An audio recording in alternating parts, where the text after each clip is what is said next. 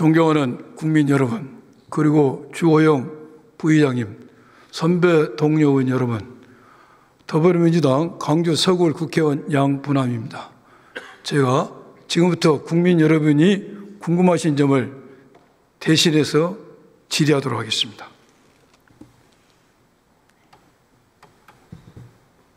바로 중앙으로 위치해 있던 발언석을 국무위원석을 향해서 돌리고 있습니다. 오른손으로 버튼을 누르면 발언석이 쭉 이동을 합니다. 장관님 나오십시오. 법무부 장관님. 오늘 법무부 장관이 굉장히 바쁘십니다. 힘드시겠네요. 박성재 법무부 장관이 답변석으로 들어섭니다. 지금 화면에 11번째 양분함 의원이 장관님 고생이 많습니다. 장관님, 지금으로부터 23년 전 2002년 10월 달에 서울중앙지검에서 수사 중 피의자가 죽었습니다. 그 사건 기억나시죠? 예. 그때 장관님과 저는 이 사건 수사를 담당했습니다. 기억나시죠? 예. 그때 많은 검찰 조직원으로부터 우리는 비판과 비난을 받았습니다. 왜 조직원을 봐주지 않고 원칙대로 수사하냐? 그렇지만 장관님과 저는 읍참마속의 심정으로 많은 조직원들을 기소했고 처벌받았습니다. 우리가 그렇게 수사했던 이유는 검찰이 존재한 이유, 목적이 피의자 인권을 보호하고 실체적 진실을 발견하기 때문입니다. 그렇죠? 그런 생각을 하고 검사 생활을 했었습니다. 예. 또한 장관님과 저는 검찰의 정치적 독립, 중립에 대해서 많은 고민했어요. 그리고 우리가 검사 생활할 때는 정치인 수사에 있어서는 최소한 기계적 형평을 유지하려고 노력했습니다. 또한 수사 결과에 대해서 국민과 여론의 질책과 평가를 무겁게 받아들였습니다. 또한 검찰은 약자와 패자에 대해서 관용을 베풀 줄 알았습니다. 눈물이 있었습니다. 검찰의 칼끝이 추상 같지만은 약자와 패자에 대해서는 관용을 베풀었습니다. 그런데 이 윤석열 정권 하에서의 검찰은 특정 야당 정치인에 대해서는 수사를 빙자하여 도륙을 하였고, 윤석열, 김건희 부부에 대한 수사에서는 검찰이 칼끝이 휘어지고 무뎌졌습니다. 수사 절차, 과정, 내용, 결과 모두에 있어서 국민의 상식과 경험의 지게 거리가 멀었습니다.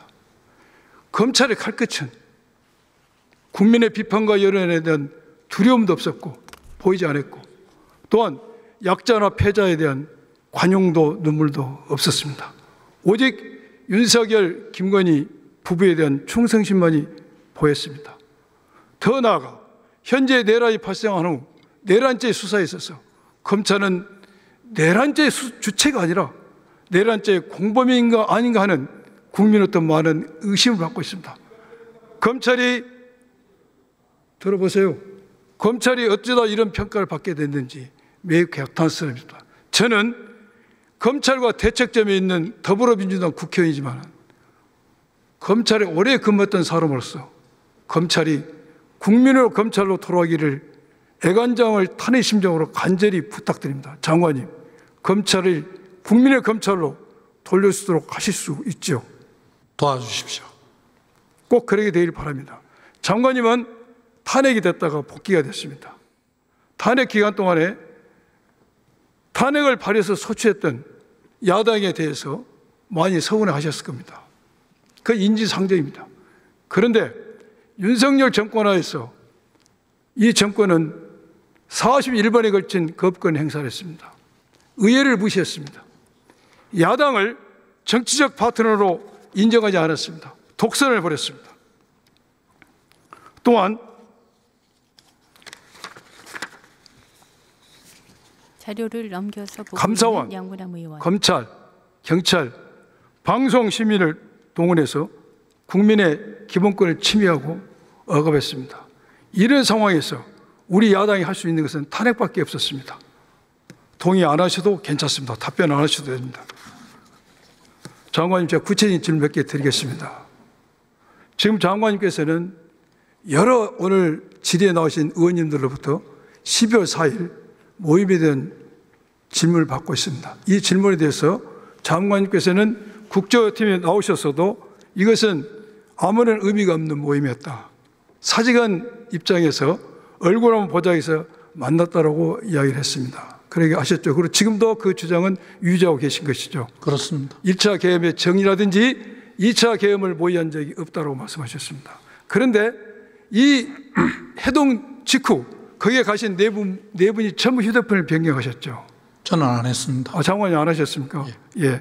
그 나머지 분은 휴대폰을 변경했습니다. 알지 못합니다. 예. 언론에 그렇게 보도가 됐습니다. 장관님, 그러면은 많은 사람들이 이러한 안가의 모임을 가진 뒤에 휴대폰을 변경한 점에 대해서 뭐라고 당사자들이 변명하든 국민의 눈높이에서 봤을 때는 이것을 어떻게 생각하겠습니까?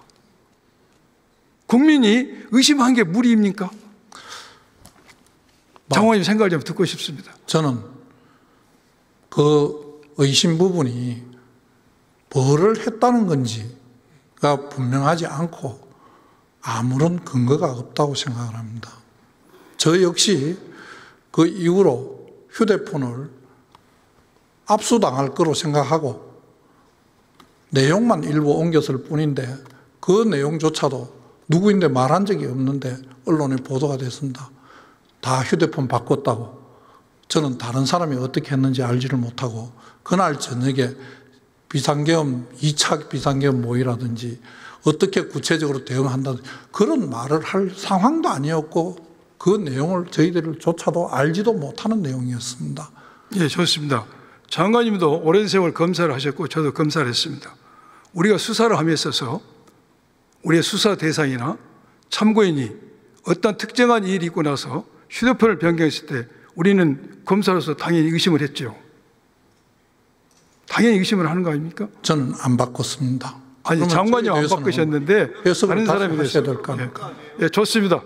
예, 좋습니다. 그래서 우리 의원님들과 언론과 국민의 눈높이에 봤을 때는 안가해동, 이 휴대폰을 안가해동 직후 휴대폰을 변경하는 점을 비춰봤을 때 거기에서 무슨 말을 했는지 우리는 알 수는 없으나 그 해동의 순수성에 대해서 의심을 할 수밖에 없다는 상황을 제가 말씀드립니다. 두 번째 질문 드리겠습니다. 지금 내란죄는 11명 구속됐지요. 그리고 실질적으로 수사가 진행이 1월 수사가 진행이 되지 않고 있습니다. 이 내란죄의 수사 핵심은 지금 비아폰 서버를 압수수색하고 대통령실 관저 안가를 압수해야 되는데 김성원 경호처장이 몸으로 막아서 7번이나 실패를 했습니다. 그래서 경찰이 3번에 걸쳐서 구속영장을 신청했지만 검찰은 기각을 했고 그래서 경찰이 영장심사위원회에 회부를 해서 거기서 적절하다 해서 다시 영장을 신청해서 검찰이 법원에 영장을 청구했습니다. 이 내용 알고 계시죠? 언론을 통해서. 예, 알고 계실 겁니다. 그런데 제가 질의하고 싶은 내용은 이날 영장 심사할 때 검사가 불참했습니다. 물론 검사가 구속된 피해자 신문할 때 꼭 출석이라는 의무 규정은 없습니다. 또 실무에 있어서 안 갈 수도 있습니다. 그렇지만 대한민국의 검찰에서 이 사건만큼 중요한 사건이 어디가 있겠습니까? 이렇게 중차대한 중요한 사건에 있어서 검찰이 구속된 피해자 신문에 참석하지 않았습니다. 장관님께서는 이러한 상황을 보고 국민들은 어떻게 판단하라고 생각하십니까? 장관님 의견을 좀 듣고 싶습니다. 과연 검찰이 공정한 검찰이라고 국민이 생각하겠습니까? 아니면은 검찰이 뭔가 내란과 관련해서 냄새가 난다고 평가를 하겠습니까? 검찰이 그 당시 상황에 맞추어서 자기들이 알아서 판단한 것으로 알고 있고 그 당시에 제가 직무집행 정지 중이라서 그 상황에 뭐라고 언급할 내용은 없습니다. 예, 저도 장관님으로부터 거기에서 검찰이 잘못됐던 질문을 답변을 받을 기대는 하지 않습니다. 그래서 제가 이 질문을 하는 것은 많은 국민들 앞에서 국민들 평가를 받고 싶은 겁니다. 이건 누가 보더라도 검찰이 떳떳하지 못했다는 반증이라고 저는 생각이 듭니다. 동의 안 하셔도 괜찮습니다.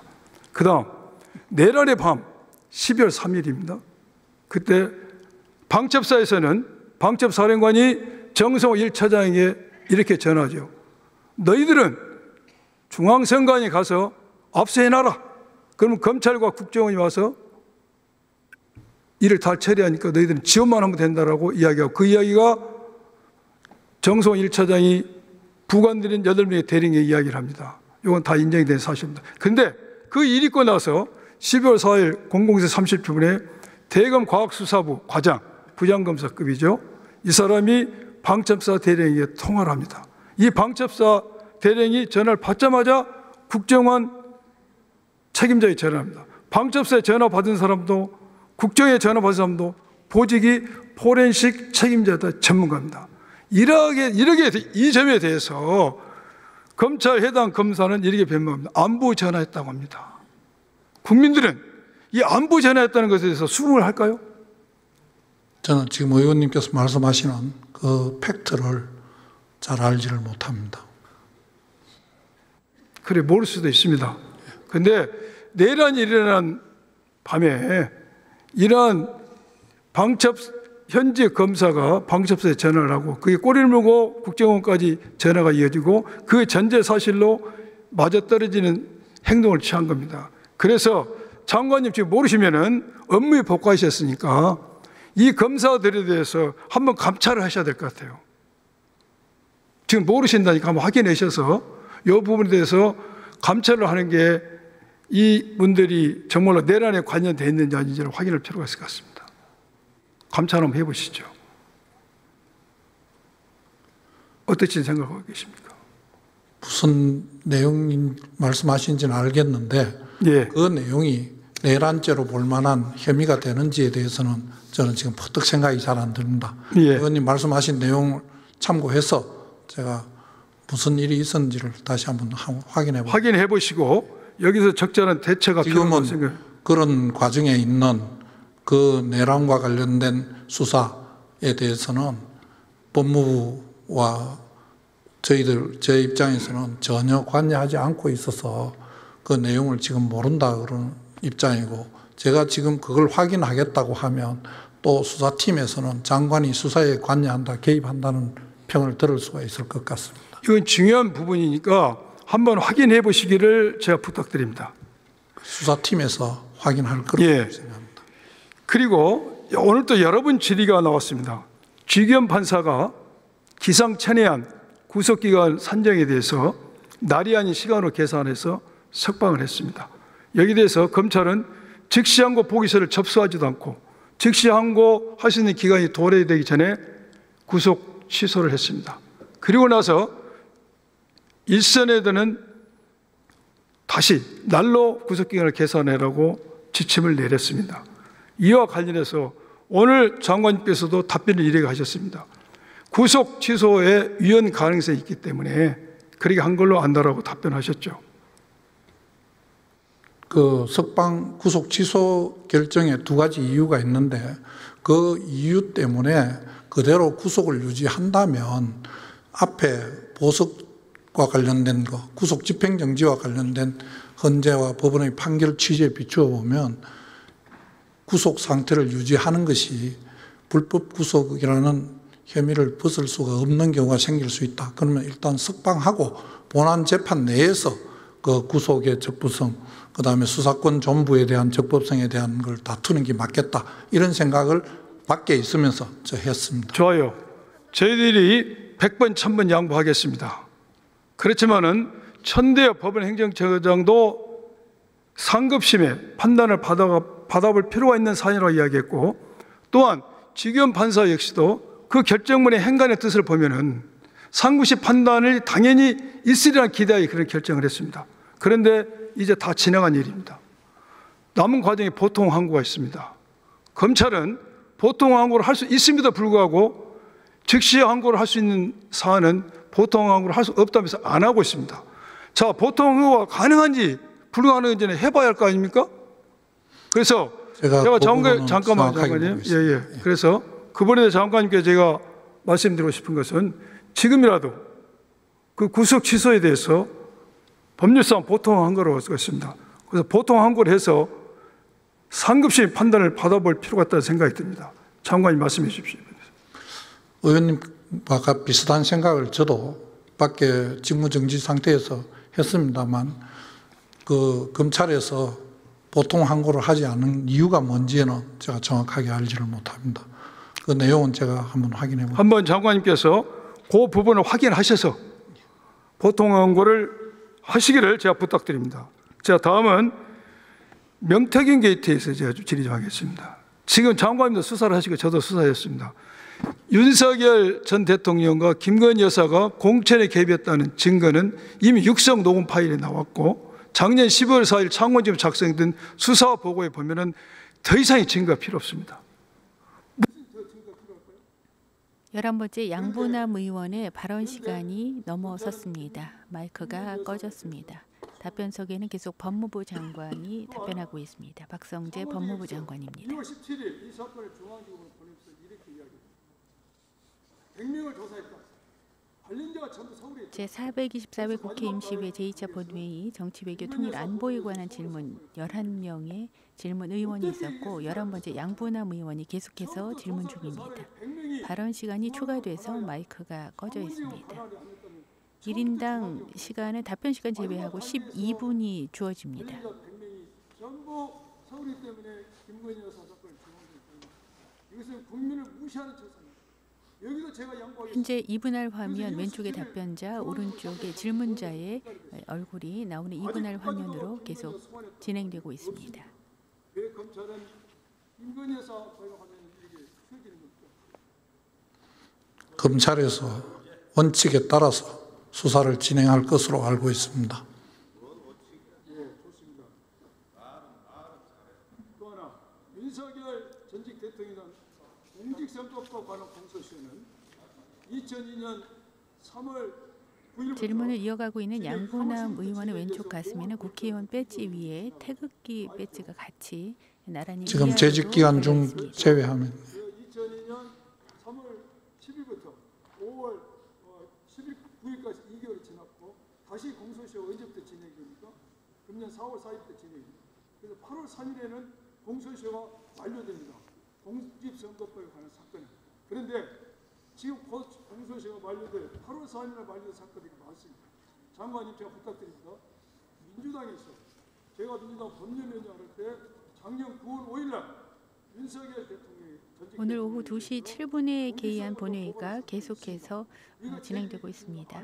출석 요구의 건 3건은 이유무 의결로 가결이 됐고 네 번째 정치외교 통일 안보에 관한 질문 11번째 질문자 양부남 의원이 질문 시간을 추가해서 계속 질문 중입니다. 8월 4일 공소시효가 완성됩니다. 꼭 검찰에 체결하셔서 이러한 사건에 대해서 빨리 제기해서 수사할 수 있도록 촉구하시다. 검찰에서 알아서 잘 할 거라고 생각하고 다시 한번 챙겨보겠습니다. 장관님, 예. 장관님은 일반 사건에 있어서 검사를 지휘할 수 없지만 총장을 지휘할 수 있지 않습니까? 구치기 사건에서. 그래서 총장이 꼭 직무 명령을 내려서 오늘 6명의 출석 대상자 중에 한덕수 권한대행은 불출석한 상태입니다. 국무위원석에 5명의 국무위원이 앉아 있습니다. 질문을 마쳤습니다. 답변석을 중앙을 향해 돌리고 있습니다. 양부남 의원 시간이었습니다. 더불어민주당 광주 서구울 의원입니다.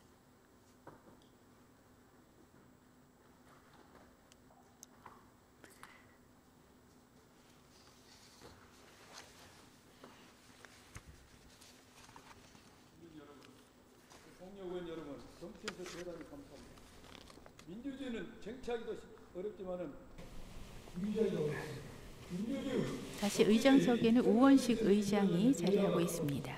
우리 의원들이 힘을 합쳐서 헌정질서를 유지하고 민주주의를 최선을 다하겠습니다. 감사합니다.